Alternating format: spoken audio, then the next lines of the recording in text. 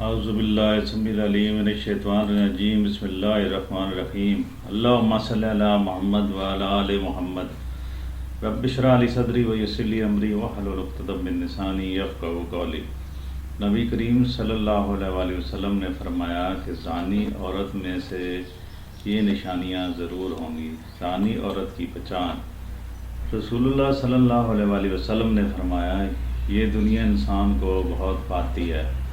اللہ تعالیٰ تمہیں دیکھ رہا ہے کہ تم کیسی زندگی گزارتے ہو۔ عورتوں کو فتنے سے بچ جانا اور دنیا میں دھوت رہنا۔ آپ صلی اللہ علیہ وسلم نے فرمایا جو عورت خوشبو لگاتی ہے، کسی قوم کے پاس سے گزرتی ہے اور اس قوم کو اس کی خوشبو پہنچ جاتی ہے تو یہ بدکار عورت کی نشانی ہے۔ زانی عورت کی پہلی نشانی یہ ہے کہ وہ اکثر تنہا ہنستی ہے۔ آپ باتیں کرتے ہیں لیکن وہ جواب نہیں دیتی، سوچتی رہتی ہے، یہاں تک کہ بعض اوقات وہ دور کی سوچ میں خوب دیکھتی ہے لیکن آپ سمجھ نہیں سکتے کہ وہ کیا سوچ رہی ہے۔ کام پر جانا اور دیر تک کام کرنا آپ کو اس طرح توجہ دینی ہوگی کہ وہ کہاں جاتی ہے اور اس دوران وہ کس سے ملتی ہے۔ امکانات یہ ہیں کہ وہ کسی تیسرے شخص کے ساتھ مصروف ہے۔ اس کی آنکھوں میں دیکھو گے جب لوگ مجرم محسوس کریں گے یا کچھ چھپائیں گے تو وہ آنکھوں سے رابطے سے گریز کرے گی۔ جب بھی ممکن ہو اپنی بیوی سے آنکھ سے رابطہ کرنے کی کوشش کر لیں۔ اپنی بیوی کی آنکھیں دیکھنا کہ بیوی کی زنا کی تصدیق کرنے کا ایک اچھا طریقہ ہے۔ زیادہ تر خواتین ہم بستری میں کافی اناڑی اور غیر فعال ہوتی ہیں۔ اچانک ایک دن وہ آپ کے ساتھ مختلف پوزیشن میں ہم بستری کرتی ہے تو آپ کو زیادہ خوش کرتی ہے، بستر پر سخت پوزیشن تبدیل کرتی رہتی ہے۔ یہ بھی ایک نشانی ہے کہ وہ کسی تیسرے فرد کے ساتھ اپنی خواہشات کو پورا کرنے کے لیے آپ کو استعمال کرتی ہے۔ زانی عورت اپنے شوہر سے بات پر دنگا فساد کرتی رہتی ہے۔ رات کے وقت بستر پر شوہر سے منہ پھیر کر سوئے گی۔ جس وقت تک شوہر گھر میں رہے گا اس عورت کے ماتھے پر بال پڑے رہتے ہیں۔ جیسے ہی خامند گھر سے باہر جائے تو اس کے چہرہ کھل اٹھتا ہے۔ غیر مردوں کے سامنے مسکراتی اور ہنسی مذاق کرتی ہیں۔ شوہر کی غیر موجودگی میں خوب بناؤ سنگار کرتی ہیں۔ گھر کے دروازے اور کھڑکی پر کھڑا رہنا، باہر کے لوگ خاص طور پر مردوں کو دیکھ کر خوش ہونا اور ان کی تعریف کرنا اور ان کے نام یاد رکھنا، شوہر کے بوسہ دینے پر گالوں کو جلد صاف کر لینا۔ سیکس میں زیادہ کشش عورت زانی ہونے کی علامت ہے۔ عورت اللہ کی تخلیق کردہ ایک خوبصورت ہستی ہے۔ عورت کے دم سے دنیا میں خوبصورتی کا ایک جہاں آباد ہے۔ عورت ایک سمندر کی طرح ہے۔ عورت کو سمجھنا آسان بالکل بھی نہیں ہے۔ عورت ماں کے روپ میں دنیا کا مخلص ترین اور خوبصورت ترین رشتہ ہے، وہیں پر عورت بیوی کے روپ میں مردوں کے لیے راحت کا باعث ہے، جبکہ عورت کے ایسے روپ میں جن کی وجہ سے کئی گھر برباد ہو جاتے ہیں اور بدبختی اور بے برکتی ایسے گھروں کا مقدر بن جاتی ہے، جبکہ ایسی عورت سخت ترین عذاب کی مستحق ہے اور ان میں سے کوئی بھی جنت میں داخل نہ ہوگی۔ آپ کو بد کردار عورتوں کی پہچان بتائیں گے، حالانکہ نبی کریم صلی اللہ علیہ وآلہ وسلم نے فرمایا کہ بدترین عورتیں وہ ہیں جو زینت کا اظہار کرنے والی ہیں، تکبر سے جلتی ہیں، ایسی عورت منافق ہیں، ان میں سے کوئی بھی جنت میں داخل نہ ہوگی۔ پھر خاص وہ عورتیں جو مردوں کو مائل کریں، اپنے لباس اور اپنی چال سے ان کو اپنی طرف مائل کریں۔ ترجمہ: اور جو کوئی بدکاری کرے تمہاری عورتوں میں سے تم گواہ لاؤ اور ان پر 4 مرد اپنوں میں سے، پھر اگر وہ گواہی دیں تو بند رکھو ان عورتوں کو گھروں میں یہاں تک کہ ان کی موت کا وقت مقرر کر دیا جائے۔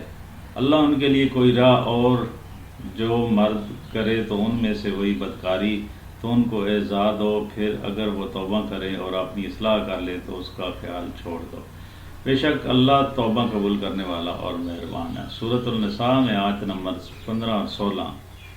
انسانی فطرت ہے کہ ہر شخص اپنے خیال اور اپنے جیسی طبیعت کے لوگوں کے ساتھ بیٹھنے کو ترجیح دیتا ہے اور اپنے ہم خیال وہیں جیسوں کے ساتھ رہنا بھی خوشی محسوس کرتا ہے۔ اسی فطری جذبے کو قرآن مجید نے بھی بیان کیا ہے، جس میں بتایا گیا کہ زانی مرد سے زناکاری پر رضامندی وہی عورت ہوتی ہے جو زانیہ یا مشرکہ ہو، زنا کو عیب نہ سمجھتی ہو۔ ایسی عورت کے لیے ساتھ رہنے کو قبول وہی مرد کرتا ہے جو اس جیسا بدکار اور مشرک ہو، زنا کی حرمت کا قائل نہ ہو۔ زناکاری کرنا یا زانیہ سے نکاح کرنا اس طرح اپنی پاک دامن عورتوں کو زانی مردوں کے نکاح میں دینا ہے، مومنوں پر حرام ہے۔ چنانچہ قرآن مجید میں اللہ تعالیٰ کا ارشاد گرامی ہے کہ بدکار مرد سوائے بدکار عورت یا مشرک عورت کے کسی پاکیزہ عورت سے نکاح کرنا پسند نہیں کرتے۔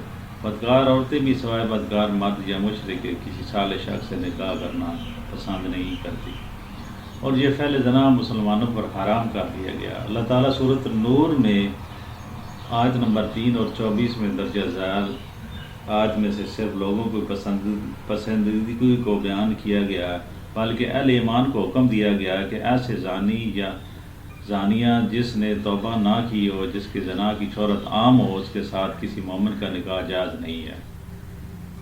جب کسی مرد یا عورت کی بدچلنی کا علم ہو تو اس کے باوجود سے نکاح کرنا اہل ایمان کے لیے حرام ہے۔ اگر وہ اس گناہ سے توبہ کر لے اور اس عمل کو ترک کر کے اپنی اصلاح کر لے تو زانی یا زانیہ کی صفت ان میں سے ختم ہو جائے گی۔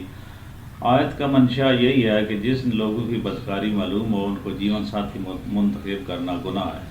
ان سے اہل ایمان کو پرہیز کرنا چاہیے، کیونکہ ایسے کرنے سے بدکاروں کی حوصلہ افزائی ہوگی، اور اس حکم خداوندی میں یہ بتانا بھی مقصود ہے کہ زنا ایسا فعل ہے جس کا مرتب اسلامی معاشرہ اور صالح خاندانی نظام کا حصہ بننے کے قابل نہیں رہتا۔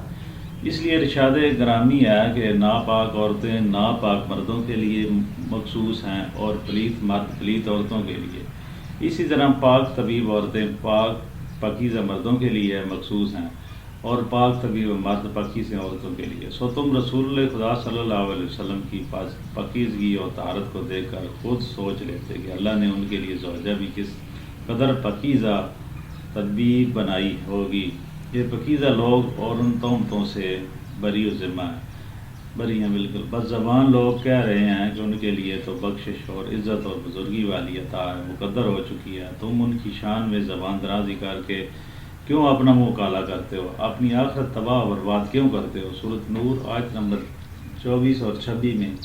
اس کا ہرگز یہ مطلب نہیں ہے کہ اگر مرد زانی ہے تو اس کا لازماً زانی عورت ہی ملے گی، یہ عورت زانی ہے تو اس کے نصیب میں فقط زانی مرد ہی ہوگا۔ قرآن مجید نے اس کا انکار کیا۔ اللہ سبحانہ و تعالیٰ نے فرمایا، قرآن مجید میں ایسے انبیاء علیہ السلام کا تذکرہ فرمایا کہ جن کی بیویاں کافرہ تھیں۔ فرعون جیسی بدترین کافر کی بیوی حضرت آسیہ رضی اللہ تعالیٰ عنہ، جنہیں اللہ تعالیٰ نے صالح خاتون قرار دیا ہے، اس کی سیرت کا تذکرہ بھی قرآن مجید میں ملتا ہے۔ حدیث مبارکہ میں ہے کہ 7ویں آسمان اور 7 زمینیں شادی شدہ زناکاروں پر لعنت کرتی ہیں۔ جہنم میں ایسے لوگوں کی شرمگاہوں سے ایسا سخت بدبو پھیلے گی جس سے اہل جہنم بھی پریشان ہوں گے، اور آگ کے عذاب کے سامنے ان کی رسوائی جہنم میں ہوتی رہے گی۔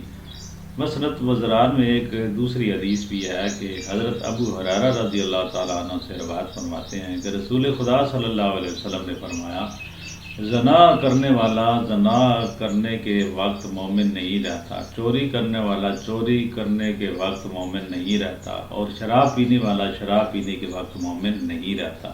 صحیح بخاری میں یہ حدیث ہے۔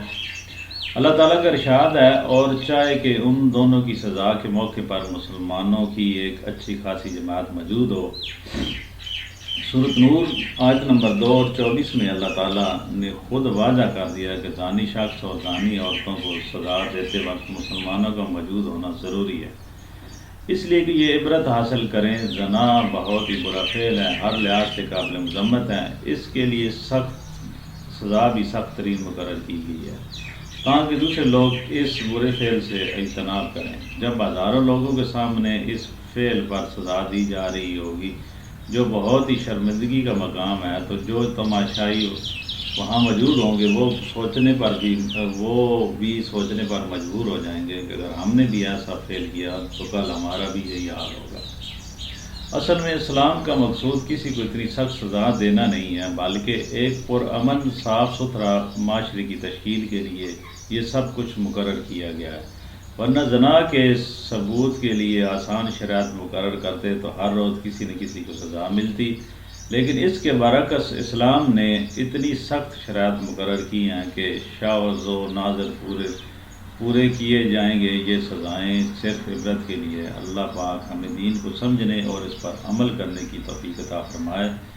ناظرین، اگر ہماری ویڈیو اچھی لگی تو ویڈیو کو شیئر کریں، بیل آئیکن کے بٹن کو دبا دیں تاکہ اتنی بڑی دنیا میں ہم دوبارہ آپ سے مل سکیں۔ خدا حافظ۔